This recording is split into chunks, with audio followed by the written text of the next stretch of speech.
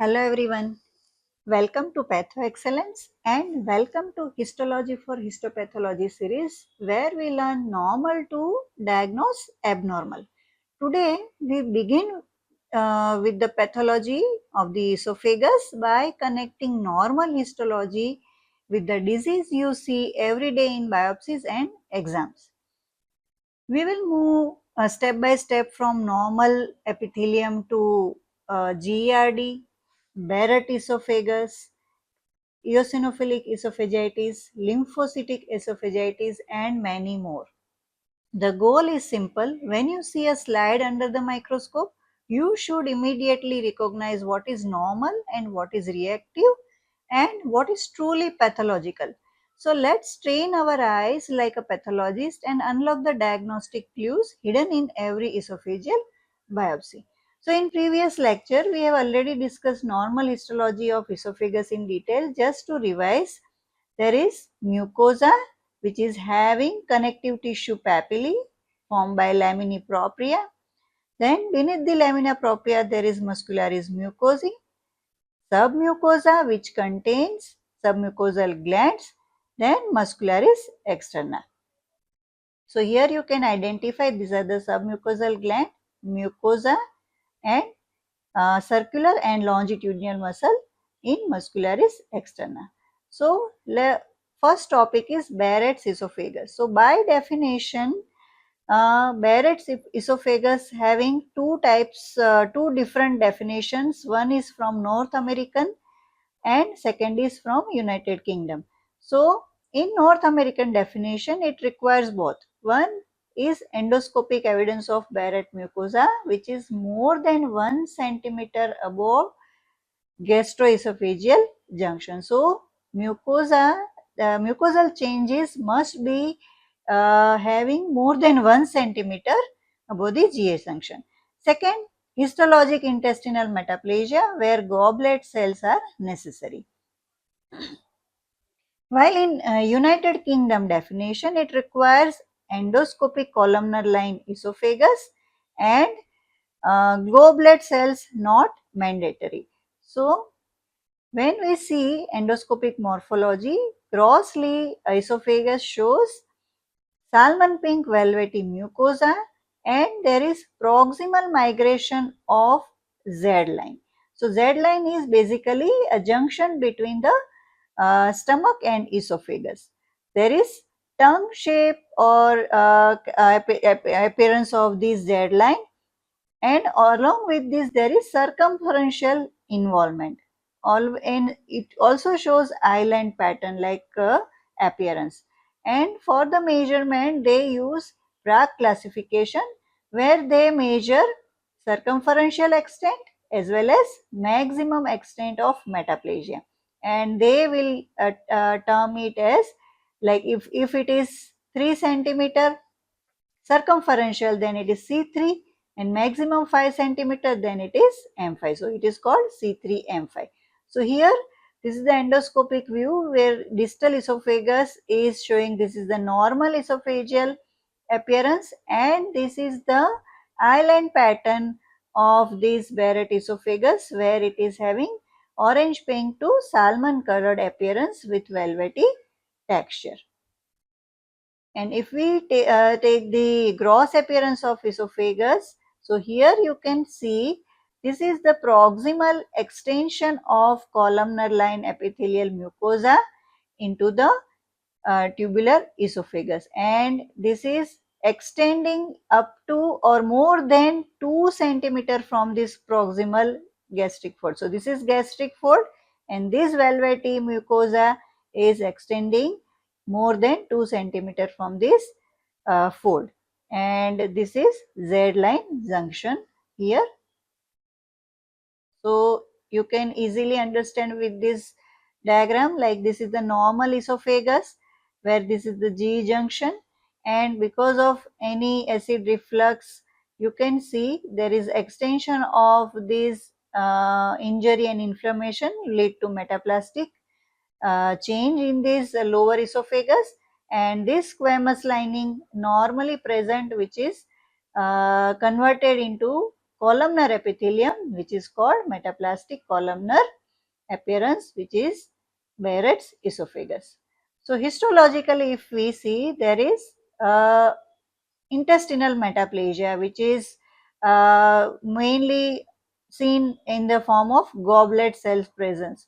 So these goblet cells are distended apical mucin, having apical mucin, having barrel shape, and nucleus is pushed to basally, and if we see special stain with Alcian blue with pH 2.5, it will give positivity. So here you can see these are the goblet cell, and this is intestinal metaplasia. Now there are two types of metaplasia. One is incomplete metaplasia and second is complete metaplasia. So incomplete metaplasia, here you can see in the lower half of the gland, which is characterized by goblet cells associated with these gastric foveolar cells. Whereas in complete metaplasia, intestinal metaplasia, where you find goblet cells, and with this there is absorptive columnar like epithelium. So this is columnar epithelium, and so this is called incomplete metaplasia. So here you can identify, incomplete metaplasia, and this is complete metaplasia. Now we have already seen complete and incomplete metaplasia. So here you can see there are two types of goblet cell. One is true goblet cells, other is pseudo goblet cells. So how will you differentiate?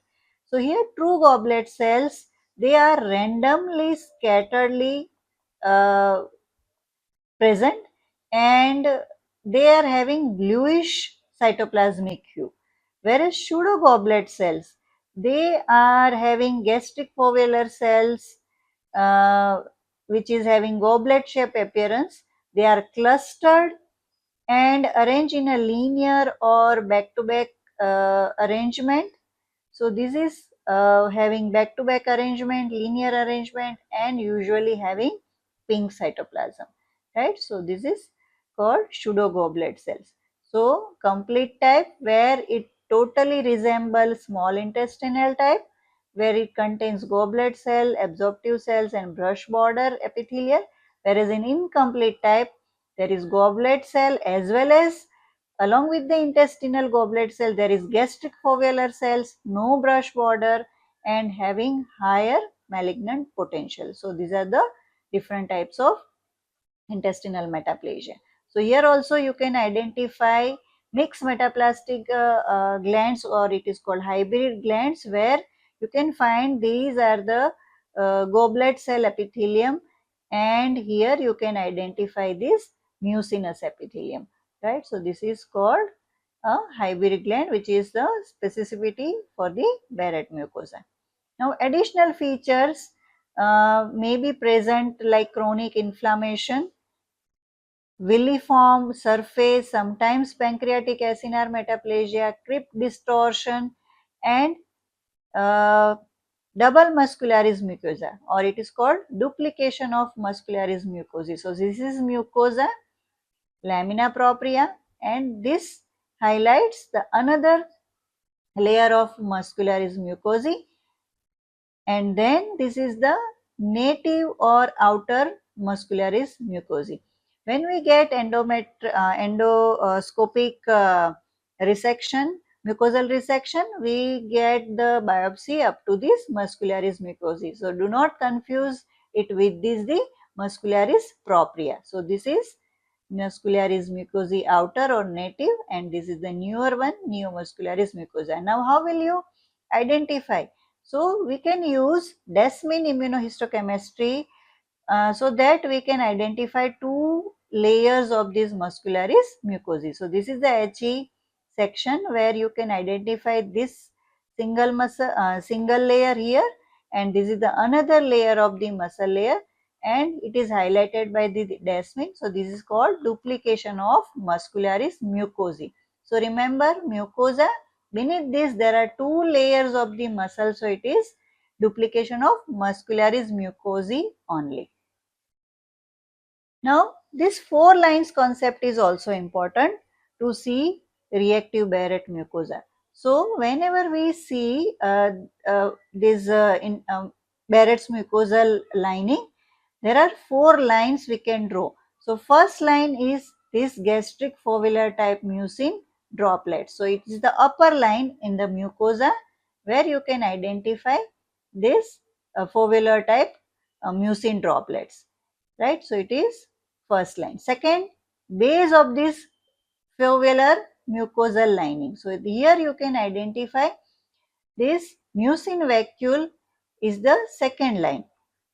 So this is first line, this is second line, which is the base of this foveolar mucin vacuoles, and third is the cytoplasm below the mucin vacuole. So this is the cytoplasm of below the mucin vacuole, and third is fourth line is the row of nuclei where basal row of nuclei align at the bottom of the cell. So this 4-line approach will help us to identify reactive or non-dysplastic Barrett mucosa where all cells are aligned and there is no dysplastic change. So this is a low power view of Barrett esophagus. You can identify this columnar epithelium here, and here you can identify these are the cardiac types of glands here beneath this mucosa, and here you can identify some of the glands show dysplastic change. So this is again Barrett mucosa showing dysplasia. Here again you can see this is low power view where you can identify this goblet cell. So beautiful intestinal metaplasia in this esophageal wall, and here high power view shows this goblet cell metaplasia. Now already discussed that 4-line concept will help us to draw to detect whether it is negative for dysplasia or not. So here you can see this is the first line, second line, third line and fourth line. So this is negative for dysplasia because there is preserved nuclear polarity.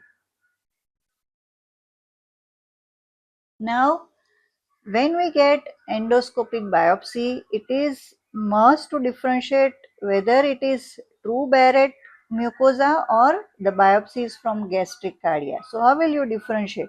So if Barrett mucosa is there, then it is having extensive amount of goblet cells, villiform surface, crypt distortion, duplication of muscularis mucosae, esophageal ducts and glands present, and wider lamina propria.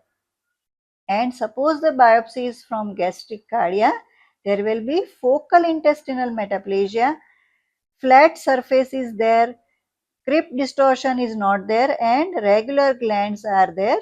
Absence of this muscularis duplication of muscularis mucosae, and absence of esophageal ducts and glands, and lamina propria is compact. So it is very much important to differentiate these two entity. Second is multi-layered epithelium. So whenever we get Barrett mucosa or intestinal metaplasia, there is hybrid epithelium. Means upper layer is showing columnar mucinous cells. You can appreciate here mucus in the apical region and columnar cells. Whereas in lower layers you can identify these are the squamous basaloid cells, right? So these are the multi-layered epithelium, and this is the probable precursor of Barrett's metaplasia. So here you can easily identify that here this is the layer which is having multiple layer. So it is called multi-layered, where superficial which is columnar, and beneath this there is basal cell hyperplasia. So basal, whenever we see Barrett's gland, we can see two types of gland, either in the form of goblet cells, along with you can identify mucus gland, and we can use muc5 and muc6 to differentiate mucus gland and goblet cell. So here in this HE section, these are the glands having goblet cells, these are the mucus gland. Here it is diagrammatically represented with pink is having complete, means metaplasia with goblet cells. This zone is having color of magenta colored, these are the stem cells, and this base is showing goblet and foveolar cell, which is having here mucus base cell having red base azure color or bluish color. So this is how you can see intestinal metaplasia to identify Barrett's esophagus. Now let's see what is GERD, gastroesophageal reflux disease. So histologically, it is based mainly on the reactive squamous hyperplasia or reflux associated squamous hyperplasia, which is called rash, and it is in the distal 3 centimeter of the esophagus, which is common in around 60% of patients, right? So now to diagnose GERD, this distal 3 centimeter, which is normal in 60%, to diagnose it, we must have these changes above the distal 3 centimeter of the esophagus, right? So suppose this is esophagus, this is G shunt. So the normally 3 centimeter may be because of the reflux associated and common in 60%.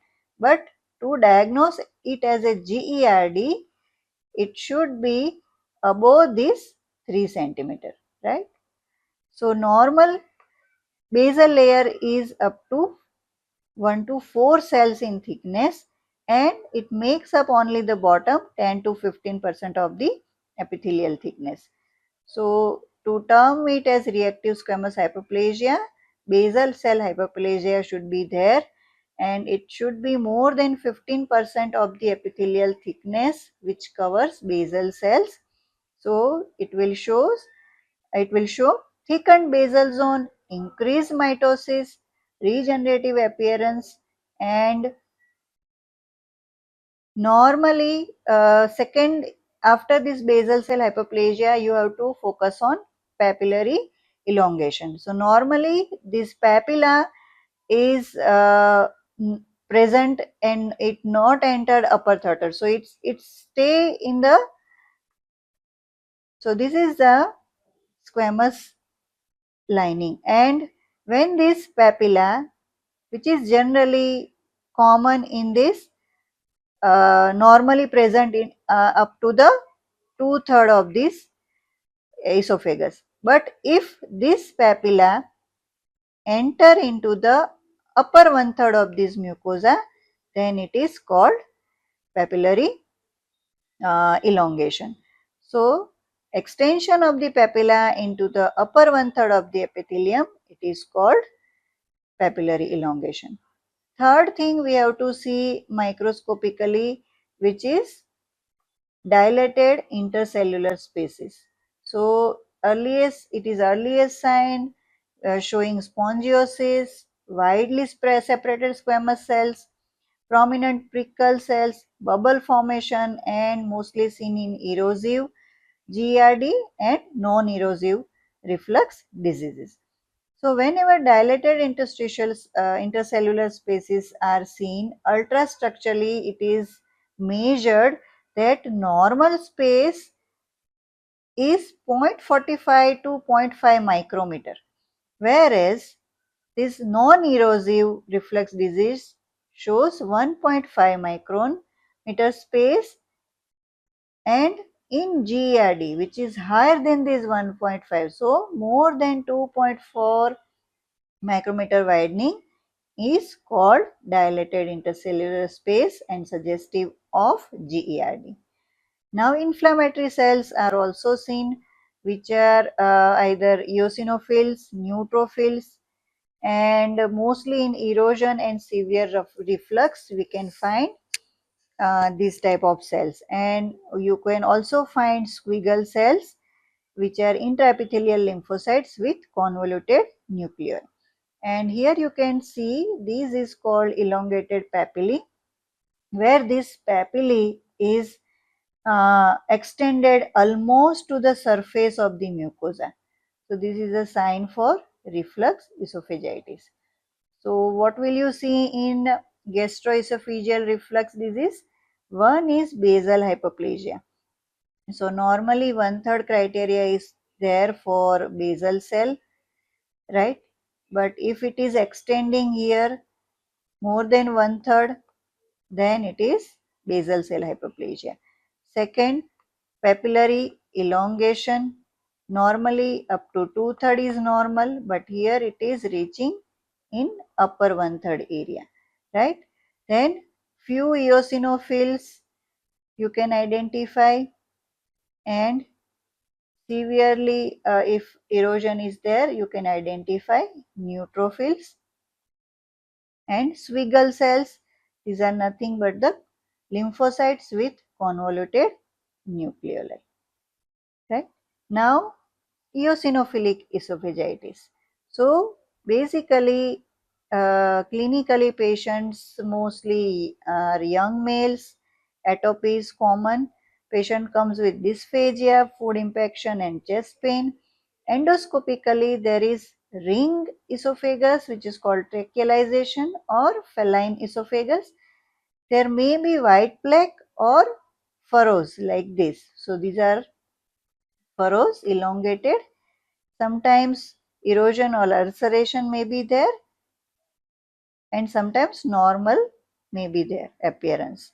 Now diagnostically criteria is that if you find more than or equal to 15 eosinophils per high power field in at least one high power field, you suspect eosinophilic esophagitis. Microscopically, along with the eosinophilic presence in the on the surface of the mucosa, you can also identify eosinophilic microabscesses. So, surface layering where eosinophil accumulates near lumen, which is characteristic. Eosinophilic microabscesses. Marked spongiosis means dilated intercellular spaces. Basal cell hyperplasia is there. So here you can identify these are the intraepithelial eosinophils in between the epithelial cells. And in case of allergic esophagitis, which is called feline esophagus, where there is marked basophilic hyperplasia along with this spongiosis, you can identify these are the spaces in between this cell. It is called DIS, and numerous eosinophils present in the mucosa. Here you can identify eosinophils on the surface, which is characteristic. So, accumulation of eosinophils on surface. Sometimes you can identify collection of eosinophils on the surface. It is called eosinophilic microabscesses. So, surface injury is showing degeneration, sometimes desquamation and erosion.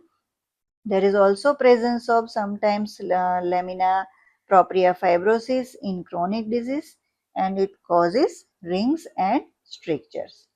Now another topic is lymphocytic esophagitis.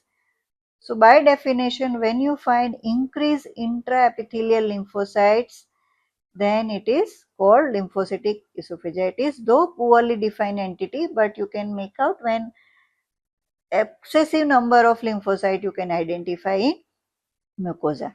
So histologically, intraepithelial lymphocytes usually CD3 positive and mostly present peripapillary. Endoscopically, you can see these are the discoloration of this mucosa, where you can find white patches and altered texture in entire esophagus. And morphologically, parabasal lymphocytosis, peripapillary attenuation, marked distended intercellular space, minimal granulocytes, and spongiosis. So here you can see these are the intraepithelial lymphocytosis. So number of lymphocytes are increased and they are peripapillary. So surrounding the papilla you can identify increased number of lymphocytes. And these are called Schlegel cells because it is having a convoluted nuclei. So these are Schlegel cell, they are nothing but the lymphocytes having convoluted nuclei.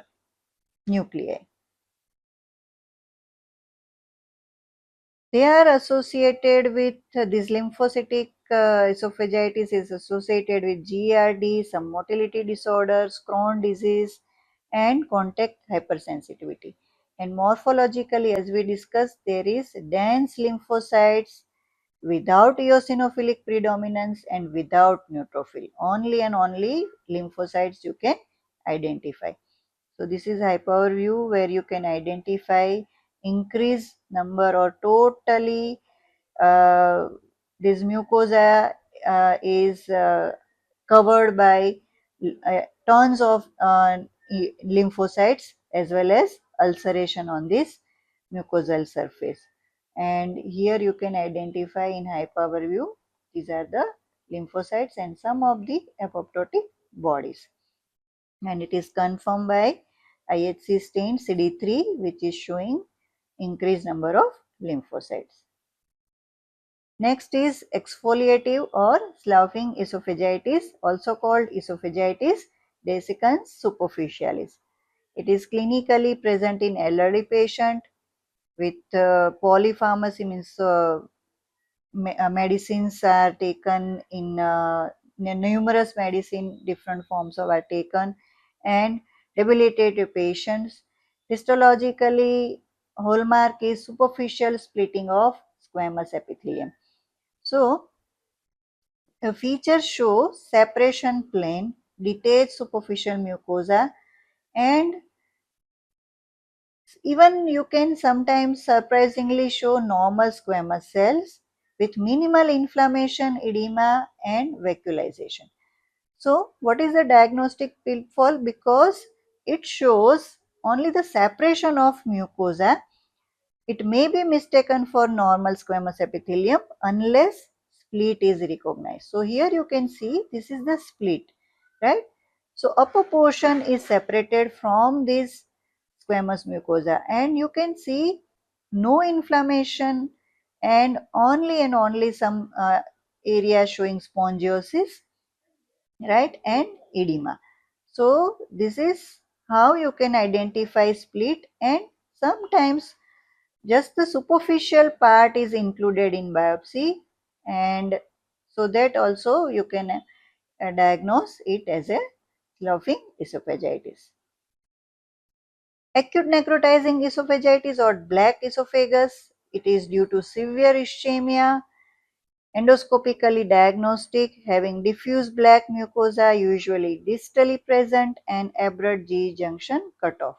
And histologically, full thickness mucosal necrosis, neutrophil extensive in amount, loss of viable epithelium, you cannot identify epithelial structure at all, hemorrhage, fibrin deposition and ischemic changes, and necrosis dominance, and diagnosis is often obvious on the endoscopic features is there. Last is adenocarcinoma in gastroesophageal region. It may arise from either Barrett esophagus, gastric cardia, or distal esophageal cardiac glands. So, whenever we see Barrett associated adenocarcinoma, you will find in background Barrett mucosa appearance. So, here features show dysplastic glands, cribriform architecture, back-to-back arrangement of gland, nuclear stratification, hyperchromasia, and they are invading the muscle layer. So, this is called adenocarcinoma, and along with, if you find Barrett mucosa, then it is called Barrett associated adenocarcinoma.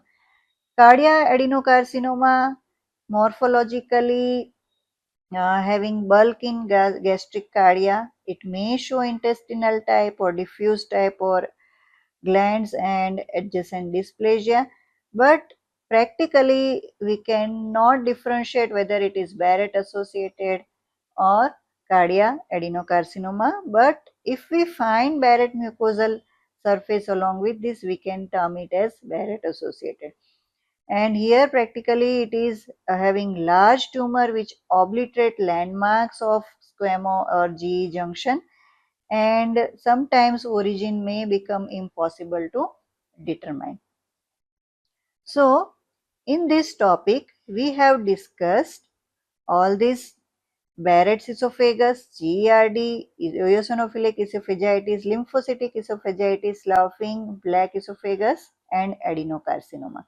Right? So normal epithelium due to chronic injury shows metaplasia, then it will turn into dysplasia, and finally into adenocarcinoma. So this is the way of the injury which make the epithelium showing changes from injury, metaplasia to dysplasia and adenocarcinoma. So remember, every diagnosis starts with recognizing normal histology, right? And if you can identify the normal architecture of the esophagus, detecting GERD, Barrett esophagus, eosinophilic esophagitis, dysplasia, malignancy becomes much easier. So already in previous lecture we have discussed detailed esophageal histology. So go through this detailed histology if you haven't seen yet, and then you go through this topic so that you can easily identify or understand normal to abnormal transition. So in the next video we will continue our journey through GIT pathology with stomach and building the histologic foundation required for accurate diagnosis. So if you found this helpful, like, share, subscribe and join our pathology channel. And until next time, know normal to diagnose abnormal. Thank you.